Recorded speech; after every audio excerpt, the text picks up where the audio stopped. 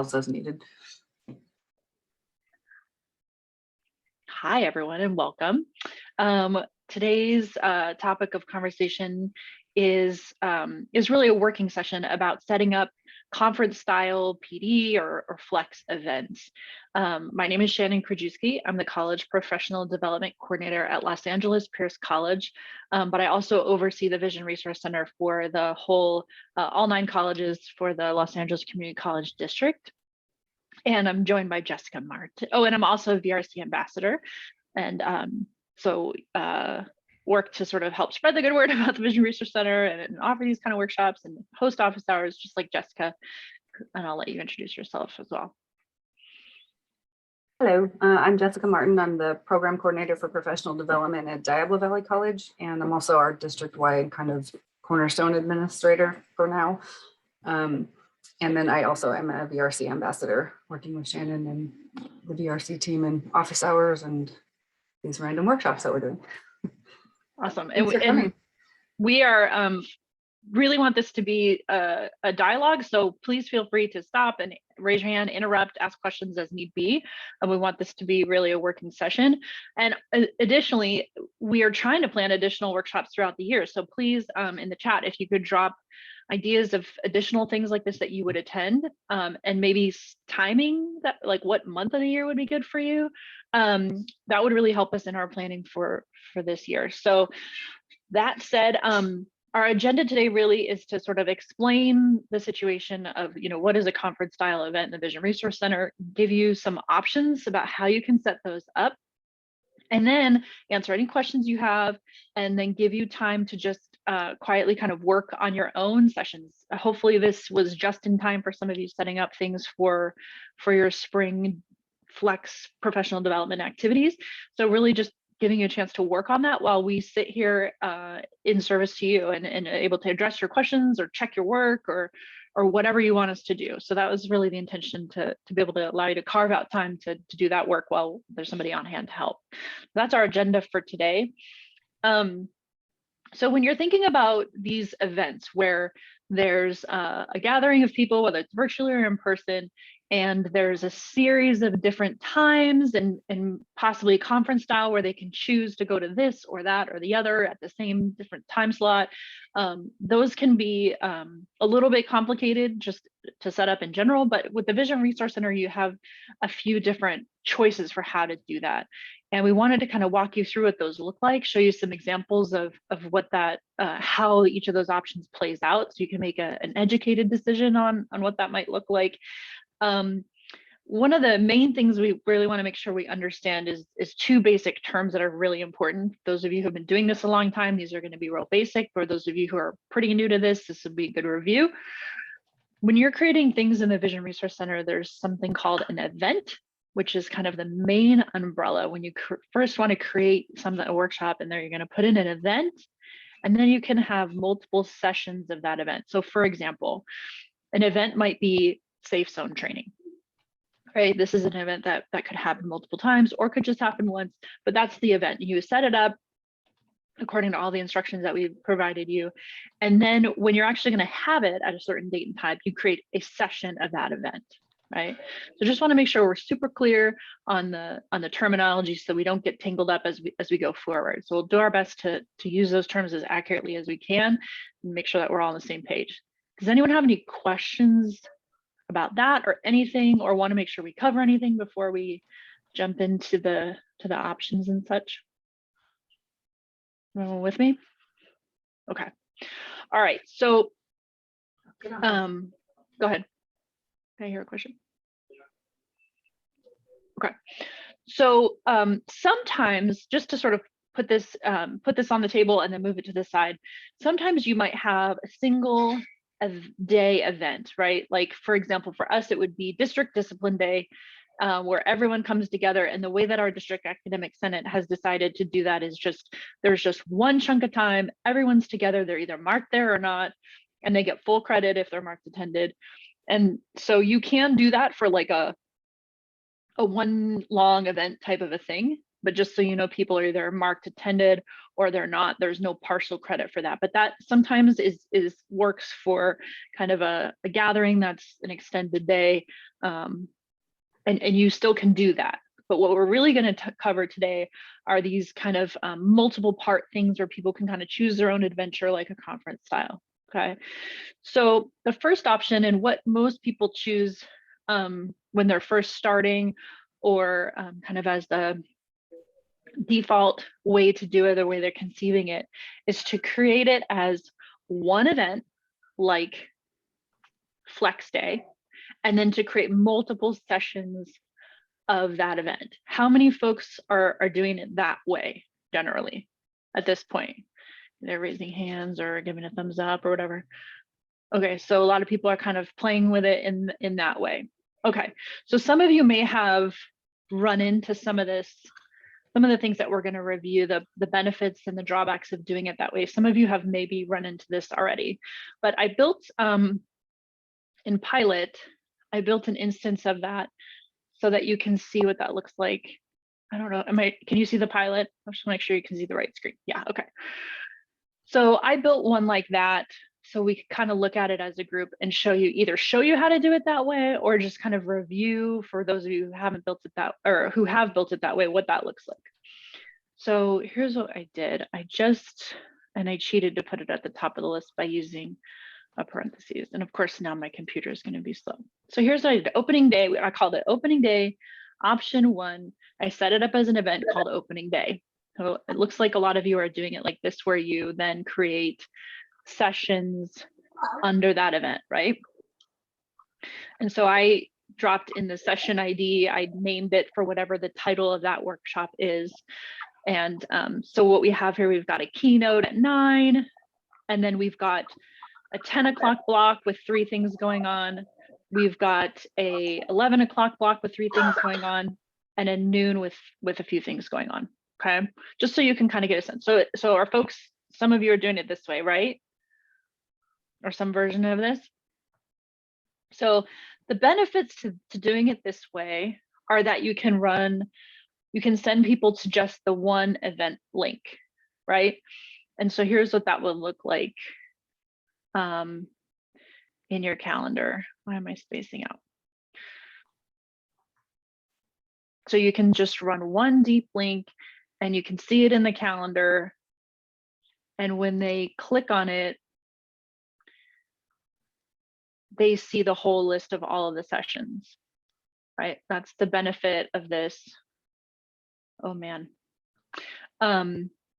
is that they can see it all together, right? This is opening day. These are all their choices. They can see it all in one place. They can, right? So that's the benefit of it. But some of the drawbacks to doing it that way are that they still have to click on this thing and request each piece, right? And it's not always clear if they're not looking closely, you know, even though they're listed in time order, they might want to go to this and then all things and not really notice that there are time blocks. It might get confusing as far as that goes. Additionally, some of the kind of more complicated things are that the calendar kind of looks confusing because it's going to list the event title here. It's always going to list opening day. And even though it has the session title underneath, people are going to get confused sometimes to see the calendar, or maybe they see it this way and it's going to look like all the same event. So that gets confusing for people, and that's okay. I just want you to know that that's what it's going to look like. Additionally, when they get the email confirmations, most of us, we choose to include the training title field. And so they're going to get one that keeps saying, you registered for opening day, you know, at 9 o'clock, you've registered for opening day at 10 o'clock and 11 o'clock and 12 o'clock. And so that gets confusing. But you can go in and edit each session's email. You can customize each email to actually write in which session it is. So you can kind of override that. But just so you know, if you don't change that, the default's just going to sort of say, you've registered for opening day, you know, a billion times. The other part that people have found confusing is if you've turned on evaluations and you're asking folks to evaluate each session and you're just using your default evaluation, nowhere on the evaluation does it indicate which session they're evaluating. So they're going to get an email saying, please evaluate this session. And it's going to say opening day, opening day, opening day. And even when they open the evaluation, it's not going to indicate which session it is that they're evaluating, unless you create a custom evaluation for each session that says the name of that session. And so I've had colleagues also run into that, where people are complaining, why are you sending me a million emails about evaluation? And then they also don't know which ones they're actually evaluating. So that gets a little murky. So those are some of the kind of drawbacks of doing it that way. Does anyone have any questions about that, either the drawbacks or additional benefits or drawbacks that I have left out of that option? Yeah, I have a question. Is there a way we can perhaps just show the session title instead of the event title on the calendar? I wish there was. I don't know of a way to do that. I know that would solve a lot of things, right? Yeah. Yeah, and that's why the major drawback we have right now, right? Because I was asked to create a specific an individual event per session, so it looks like, so it's more straightforward. But and that's what we're going to show next. Perfect, thank you. Yes, we're going to show you that next. Any other questions on this option of creating one event and then multiple sessions? Did I lose anyone? Right, pretty straightforward. Good. Okay. So the other way that you can do this is that you can make each workshop, right? So Safe Zone, CRT, blah, blah, make it its own event, and then make a session of that event for that day. Okay. So this makes it a bit more clear for users. They still are going to have to click and register for each thing, but they were going to have to do that anyway. Right. But and the other thing is if it's a workshop that you've offered or would offer at other times, like Safe Zone, like a generic kind of workshop like CRT or Safe Zone or whichever, pick whichever, you can just use that event and make a new session of that as well. So I'm going to have Jessica share her screen, so I'll have her get ready for that.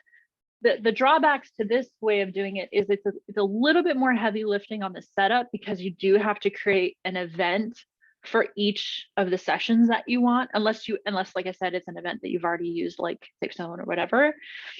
So there's a little more heavy lifting on that part. And then when you pull your list of deep links to drive people to each of those workshops, you have to generate more deep links. So it's a little bit more, can feel a bit more time consuming on the front end for you.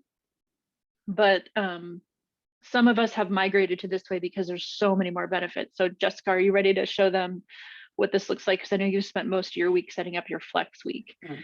And this works for them. Jessica's got a multi-day thing. So that even, obviously works for that as well. It doesn't have to be a single day event, but anything that's kind of a multifaceted. Go ahead, Jessica. All right. So I filtered the workshop calendar down to just VVC stuff right now.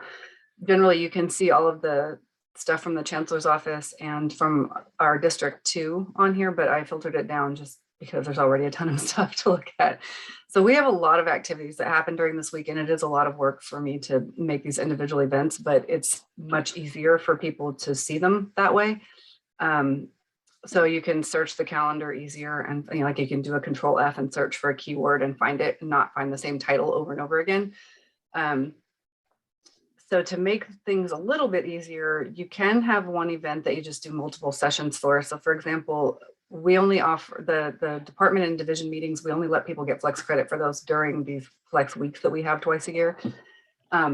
So I've kind of shifted people towards using a more generic description for their workshop.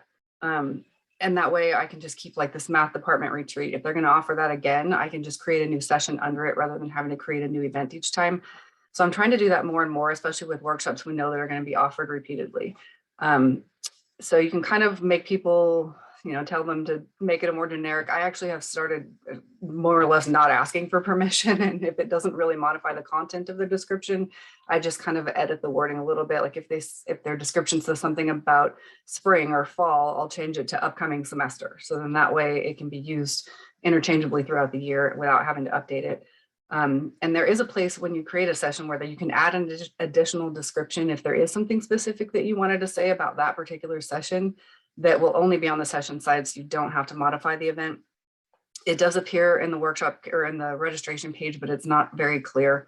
I can't even think if I don't think I even have any set up like that right now, but it would show up here in the parts schedule thing. There would be somewhere in here, there would be a line about that additional description would be on here. So you'd have to know to look there for it. So it's kind of part of it's training your employees to know what to look for.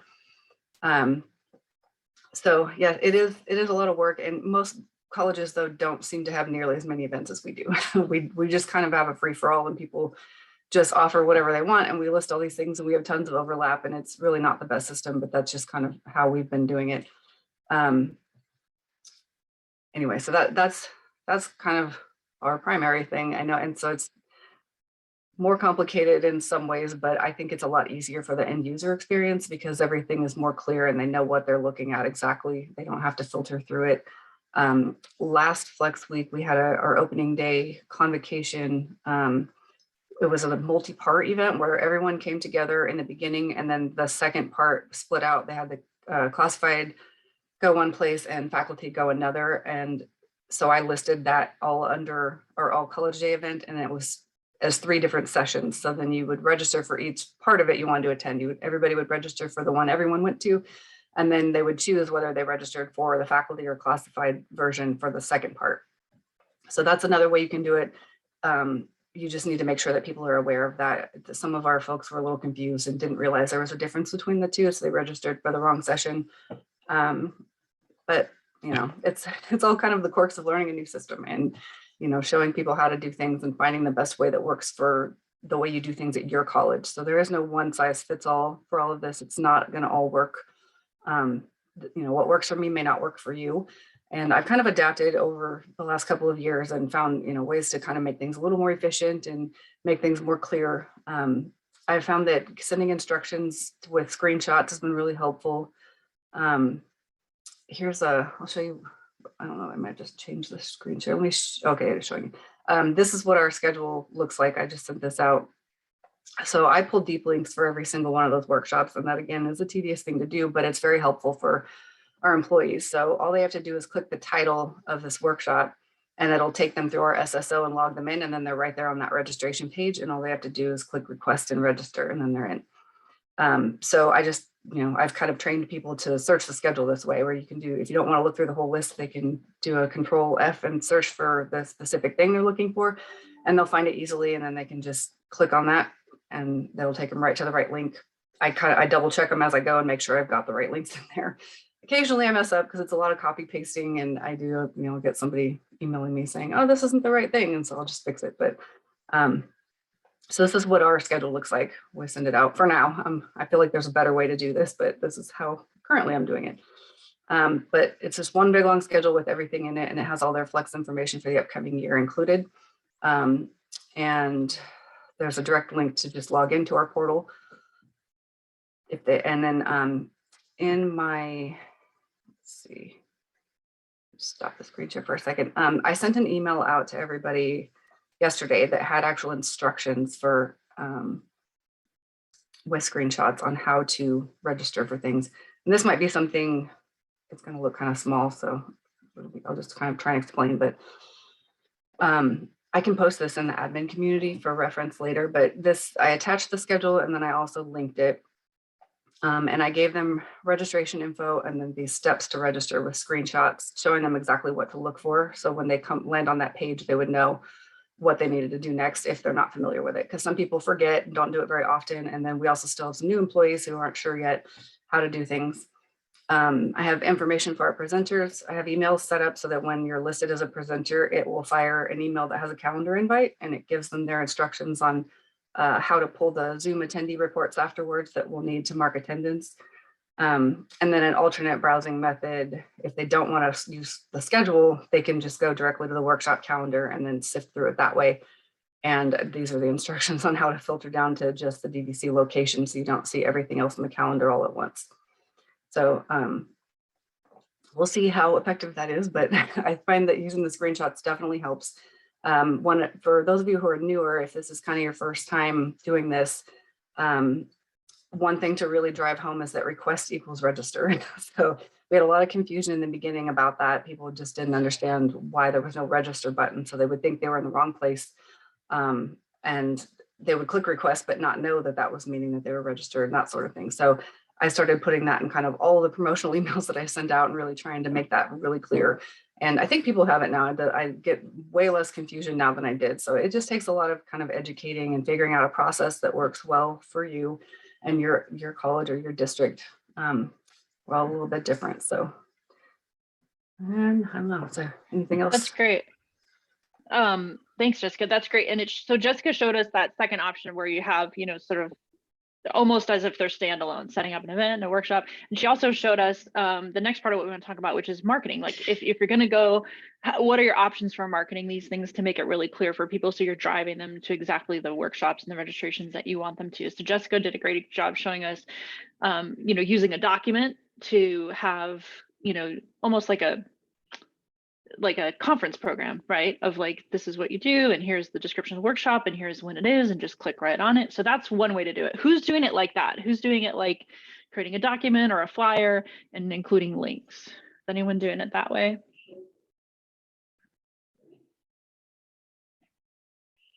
Some folks. Okay. Hi, Naima. Good to see you.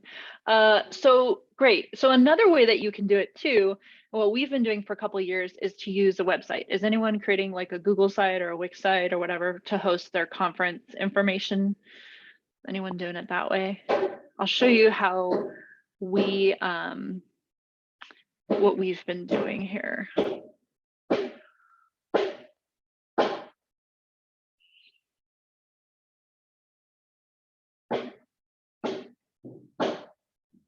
Share screen. Here we go. Okay. Can you see this page? Are you all seeing the website? Okay. So we had a multi-day conference thing called Big Fall Launch. And so we just used Google Sites, which is free and therefore super easy. And this isn't actually the iteration I want to show you. Hang on one sec. I'll show you this one. So we just built this website. It's super easy for all those of you who are like, I can't build a website. Yes, you can. It's really, really easy. And what we did is just, we have a landing page that just sort of explains what this thing is and a brief description of, you know, it was a very simple one, right? Like opening session, 2 breakouts. It gave them all the information about how to register. And then the schedule, which was just sort of a brief version.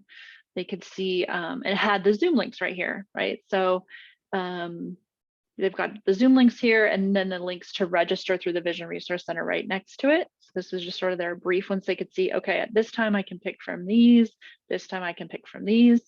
And then we had a page for just more in depth about the workshops, just to show the presenters and a description of the workshop, and then a link here also to register. We didn't release the Zoom links until I think the day before, because we're really trying to drive people to register. And the registration emails would send them the Zoom links as well. But that morning we just sent out an email saying, you know, we look forward to having you there. Please, if you haven't registered yet, please register. All those, if you can't find your Zoom links, they're all on the website. And so the beauty of the website is, of course, that it's editable. So when you make a mistake, you don't have to resend out additional things and apologize and blah, blah, blah. You just update it on the site. And so we've been using this for our conference style things for the last couple of years, and it's been really useful and flexible. You get a lot of control in that. You can put a lot more information than you can fit in an email or a flyer, and sort of people can get as much information as they want. So that's an option as well. So is anyone doing that or have any questions on that option for marketing and communicating? We're good. I think Shannon, it's Naima, sorry. Hey girl. Hey, yeah, I think that it looks great, you know, but maybe it's just labor intensive. Yeah. That was what I was struggling with last year. Mm-hmm. But I mean, it looks amazing. I want to hire you to do my work. I tell you, it's a template in Google. So it's really, it looks a lot harder than it is. And so I hear that. but it is intimidating, right? So you have a lot of options. You can also even just do it as an email from your Outlook and just write it out in an email and put the links right in there as well, right? So that's an option for marketing too. And there's no, none of these are the right ways to do it. It's just whatever your people are comfortable with, whatever you're comfortable with. We're just trying to give folks some options. Another option too, I'll show you, is to use your marketing function through the Vision Resource Center. I mean, God forbid, right? We use the tool itself to market the things that are in there. And I know how many folks are using the marketing emails for things other than just generating deep links in the Vision Resource Center. I see some shaking of heads, which is what I expected, because I wasn't even really using marketing emails until, I don't even know, like a year ago, and I've been in it for 2.5 years. So the marketing emails can be a bit intense as well, but I can just show you that it is doable. We use it for, I send a weekly-ish training tip. And so you can build something in here that includes the deep links directly as well. So if you, this one I actually had somebody build for me, the HTML, and I just edit the template, but it doesn't have to even be this, in depth. It can just be just like how you'd build an Outlook email. It's all text and just hyperlinks and just send it from here to your folks. So there are a lot of different ways to market, whether you go with option 1 or option 2, as far as how you set the event up. You can market it in a bunch of different ways, and you can just get Sway is another really great tool as well. Thanks for reminding me about that. And I know some of my colleagues in our district have been using Sway. So there's a lot of different ways to do it. We just wanted to kind of offer you some options and then answer any questions. I think that's kind of the bulk of what we wanted to share with you. But, what questions do you have? What's confusing? And then for those of you who don't have questions, you can just start working on, if you want work time, to start working on your stuff, and we'll be here to address any questions as they come up, or just check your work or whatever. So questions, thoughts?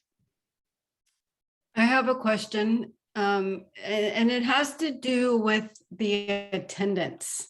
I've been struggling with that. So I remember I was on a call and you all were talking about that once we get our rosters from the Vision Resource Center, we were able to put O's, zeros, and ones and upload that into the Vision Resource Center to mark attendance. Did I hear that correctly? Jessica, do you know anything about that? I think there's a bulk upload option. I don't, so from what I remember, the only way to do it is if you had the employee ID numbers of everybody, because the way the Vision Resource Center recognizes individual users is with their ID number and then at whatever the email address is. And our system doesn't do it that way. So we asked them if they could change it to an email address field. And I believe there was a ticket into Cornerstone about that, but I don't know if that ever, I don't know where we landed on that. Maybe one of the VRC people can jump in and let us know.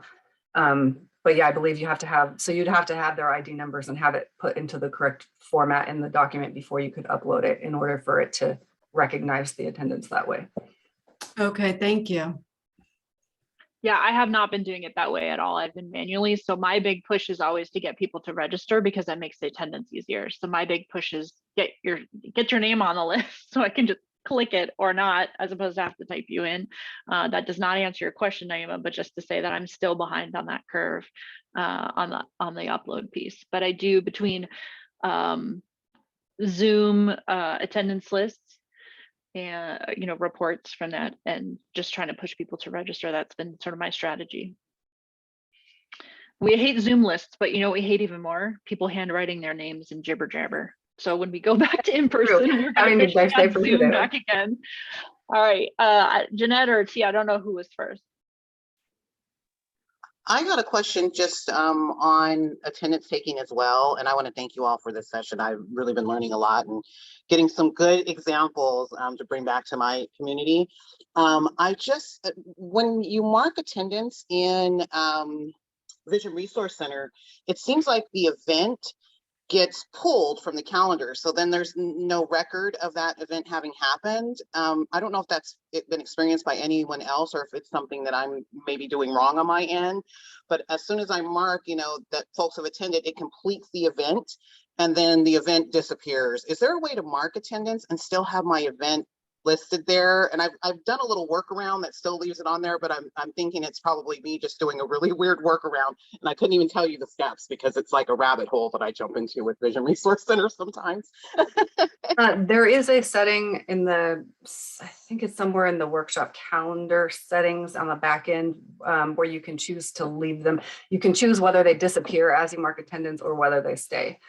I will have to look for it. I can't think off the top of my head how to get to Do you it. want but to I look at found that it.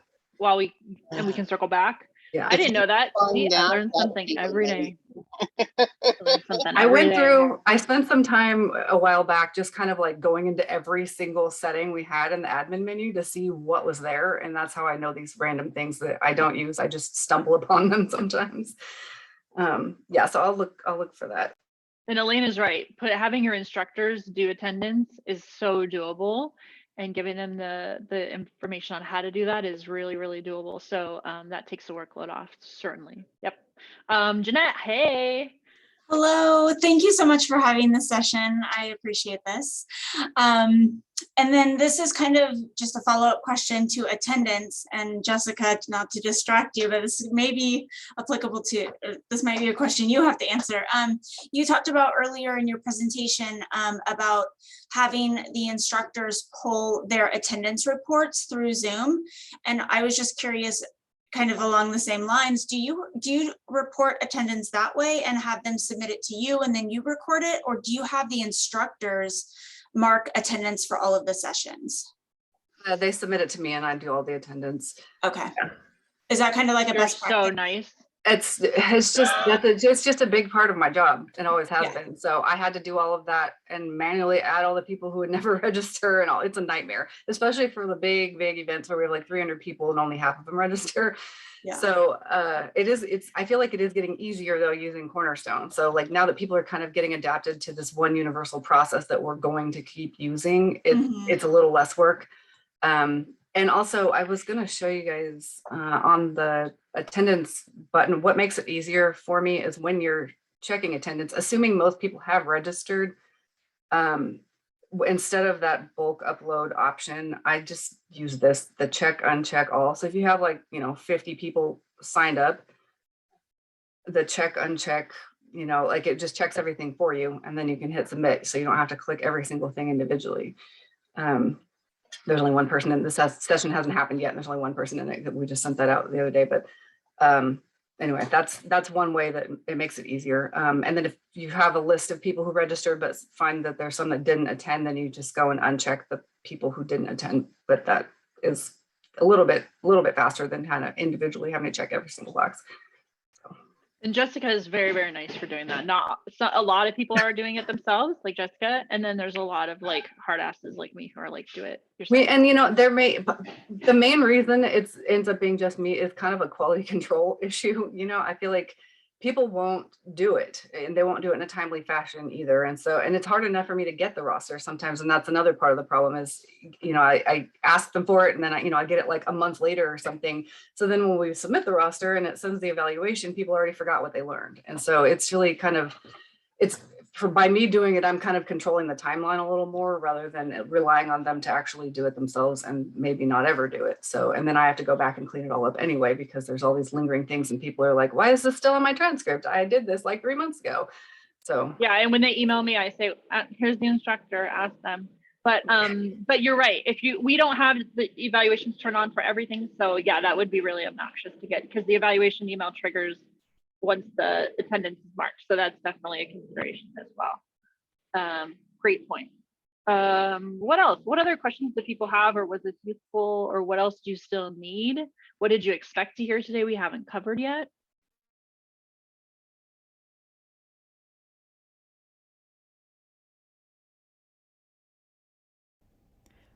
So if there's not anything urgent, I have a random thing that I'm going to ask Ben to help me remember. And I don't know if it's new or not, but this is something we discovered a few weeks ago. We're setting up the first system-wide event that will be open for registration in the Vision Jerry, do you Resource. want to just tell folks who you are real quick? So Oh, I'm so contextually they know? sorry. Sorry, I should have had all the VRC folks introduce themselves, but I did not. No, that's fine. Carrie Smith, manager for the Vision Resource Center, work with all the awesome folks you usually talk to, including Brian and Ben, who are on the call today, also Liz and Alejandra from our team. So we're here to listen, absorb, learn, and learn about the tool, learn about the platform, and also hear the conversation. We're interested in hearing the challenges and questions and things you all want to know more about. We're also doing a lot of work with the system, the Chancellor's Office, to, like I said, put system-wide professional development event opportunities in the shared calendar for everybody. Up till now, we've only been using it for promotional purposes. We're now shifting to, like I said, have our first event, actually, the registration, I think the invite will go out next week. And everyone across the system will be able to register for this event in the tool. So Ben and Liz and I have been playing around with things, and we recently discovered that, and so I thought it was a big deal. Shannon, Jessica, you tell me if this is a big deal or not. I figured out a way to send a calendar invite, like an Outlook calendar invite, as the email confirmation for registration. But so in the past, I thought that one of the issues was that typically it's like an ICS attachment only, like you can only attach that. But now, okay, so you're shaking your head. It sounds like this was not a surprise to anybody but me. Okay, it's a really cool option. So is everybody else on the call like, yeah, Carrie, we know how to do that? I mean, is anybody else interested in seeing that, what that is? All right. Hush my mouth then. I will go off screen and let you all continue with the things you actually want to talk about. Thank you for learning. Congratulations on finding that. We set it up in ours, but for if you did want to see that, drop it in the chat and we can show that as well. But yeah, it's very, very helpful for people to get that Outlook confirmation, and not as an attachment, but to be able to come in like an It'll Outlook. be really helpful to be able to have people register directly for the system-wide events too, because they don't like doing the extra steps. So. Oh yeah, I should say that, baby steps with that. This is our first one. It's you might have seen a save the date for the I forget the full title, but it's an anti-racism event hosted by IEPI. Yeah, it's our first step, but we think we've got everything in place. So we'll look to work more with Chancellor's Office divisions and other groups hosting system-wide PD events to continue building that up. So I found the calendar setting that we were talking about. Just show you real quick. Yeah, show us. We can all breadcrumbs. change the setting now. Okay, so let me work my way back to it.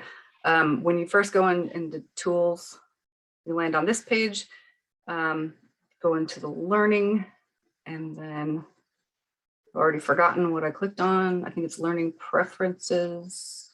Yes, learning preferences. You can follow the little breadcrumbs up here too if you're taking notes. And then ILT preferences.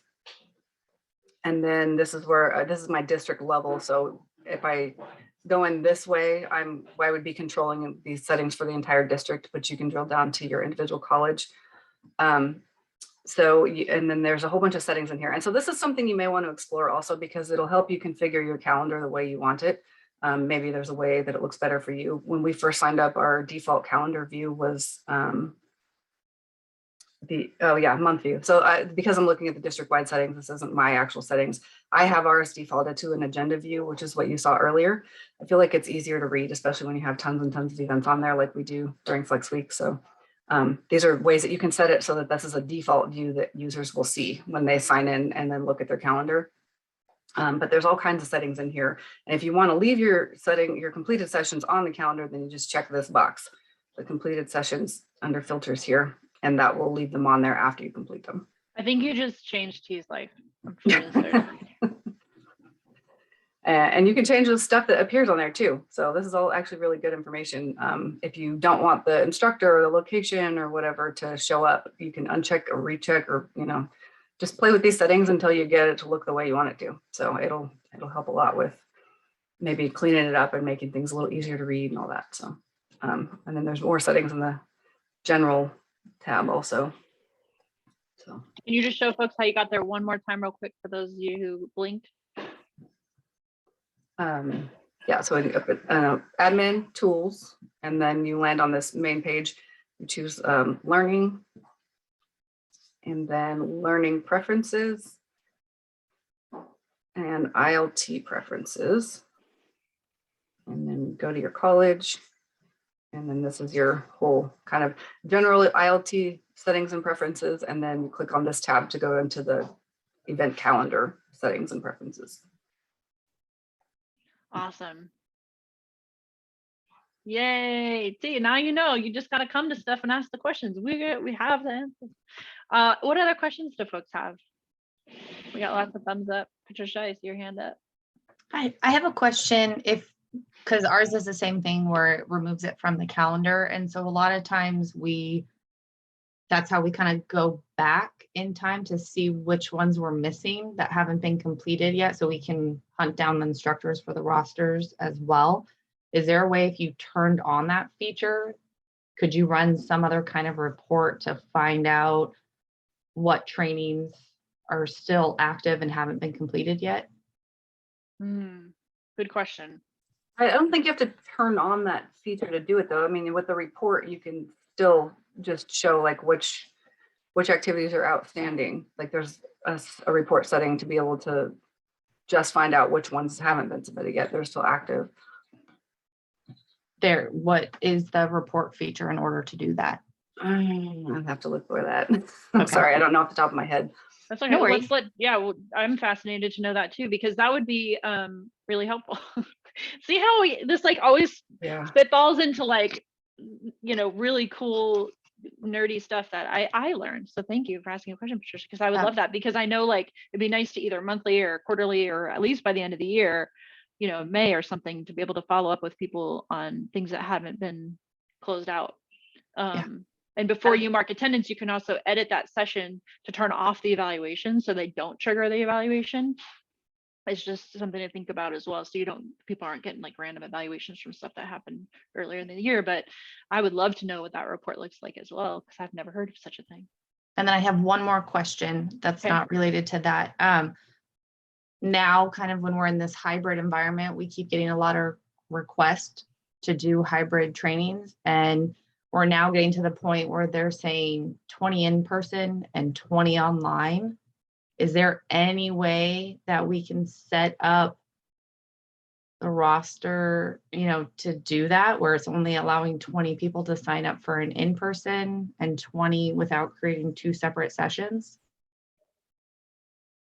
I can't think of a way to do that off the top of my head without making separate sessions. I think it would have to be separate sessions. That would be one of those where you could like create the one event and then have the two sessions, and one of them clearly says in person and then one says online only, and then you cap the enrollment so you can make sure that they don't go over on either one. And then you can edit the email confirmation to like big highlighted, say you have registered for a virtual if you didn't mean to, and then you can include the withdraw link and then a link to the other one. And kind of vice versa. That's off the top of my head, that's exactly how I would do it. Okay, thank you. Yeah. What other questions do folks have? Patricia, I know Jessica's working on that other one. I don't know if I'm going to figure this out during this session. Okay. Because I haven't built this report. I just know that you can create a report that will show you like events that are not, that you haven't submitted a roster for. They're still open. I have to figure out the terminology and how to do it. And I know, Kelly probably has something somewhere in instructions, I would bet, in the admin community that gives you some kind of link. Yeah, and what we'll do too is when we have this recording is we'll put it in the community and we'll attach, all the resources that we talked about, including like the handout that Jessica showed us with the instructions that she sent out to our campus about how to register.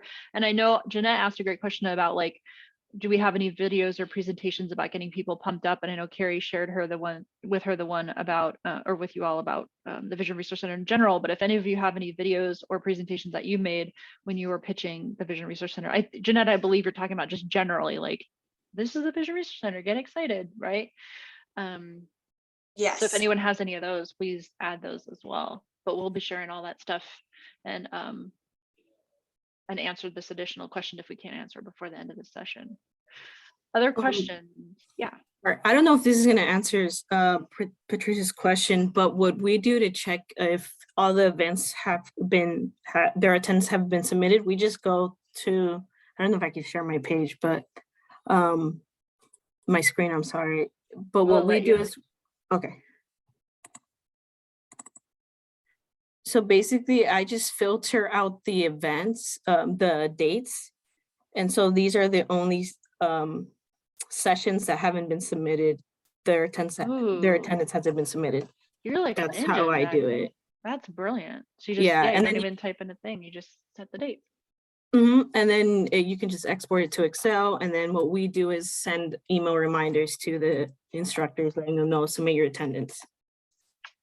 Or I get the roster and then do it myself. See, this is the power of all the Yeah. people. Good job, Yeah. Jackie. No Cool. problem. Yeah, so I just go manage events and then click on search for all sessions. And then that's where I write the date I want to filter out. So there you go. That's awesome. That's awesome. I love it.